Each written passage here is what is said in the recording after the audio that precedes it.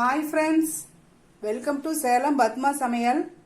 இன்னைக்கு நம்ம என்ன பார்க்க போறோம்னா இட்லி கடை பருப்பு இல்லாத சாம்பார். இது டிஃப்ரெண்ட் டேஸ்டா இருக்கும். வாங்க போய் பார்க்கலாம்.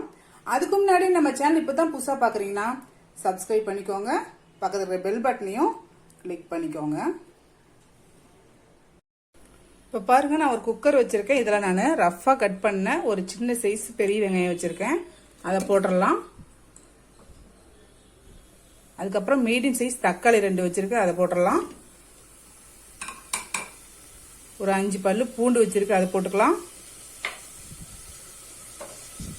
2 பச்சை மிளகாய் போட்டுட்டு இதுக்கு தண்ணி ஊற்றிக்கலாம். இதுக்கு மூழ்கிற அளவுக்கு தண்ணி ஊற்றிருக்கேன்.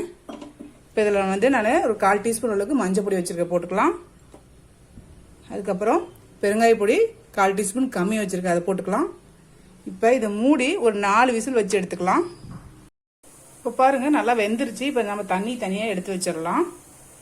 இப்போ இதில் இருக்கிற தண்ணி நான் தனியாக வடித்து எடுத்துட்டேன்.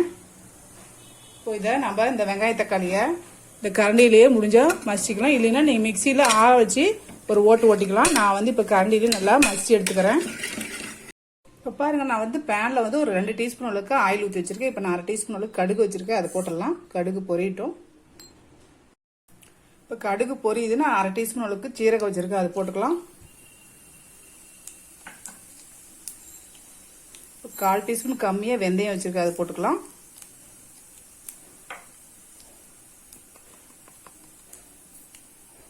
கால் டீஸ்பூன் கம்மியாக பெருங்காய பொடி.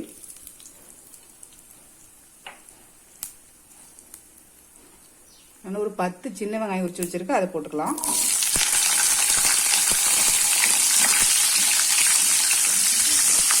கொஞ்சமா கருவேப்பிலை,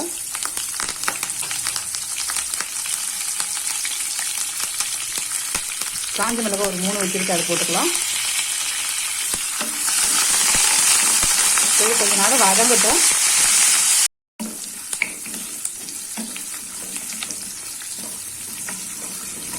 வெங்காயம் வதங்கிருச்சு. நம்ம இருத்து வச்சு அந்த தண்ணியை ஊற்றிக்கலாம்.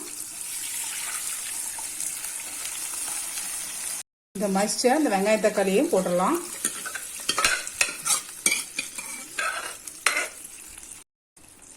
ஒரு டீஸ்பூன் அளவுக்கு சாம்பார் பொடி வச்சிருக்கேன், அதை போட்டுக்கலாம்.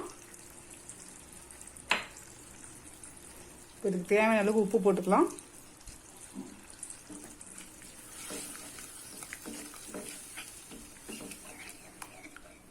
இதுக்கு நான் கொஞ்சமா தண்ணி ஊத்துறேன்.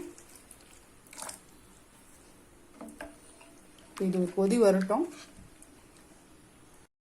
இப்போ பாருங்க, சாம்பார் நல்லா கொதிக்க ஆரம்பிச்சிச்சு. இப்போ இதில் நான் 2 டீஸ்பூன் அளவுக்கு கடலை மாவு இந்த மாதிரி தண்ணியில் கரைச்சி வச்சிருக்கேன், அதை ஊற்றிக்கலாம்.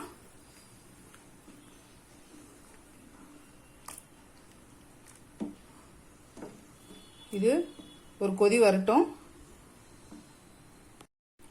இப்போ பாருங்க, சாம்பார் நமக்கு திக்காயிடுச்சு. இப்போ நம்ம இது மேலே மல்லி இலை போட்டு இறக்கிடலாம். அவ்வளோதாங்க, நம்ம சாம்பார் ரெடிங்க. இப்போ பாருங்க, நம்ம செஞ்ச இந்த இட்லி கடை பருப்பு இல்லாத சாம்பார் ரெடி ஆயிடுச்சு. இது குயிக்காக பண்ணிடலாம். நீங்களும் ட்ரை பண்ணி பாருங்க. இந்த வீடியோ உங்களுக்கு பிடிச்சிருந்தாக்கா லைக் பண்ணுங்க, ஷேர் பண்ணுங்க, கமெண்ட் பண்ணுங்க.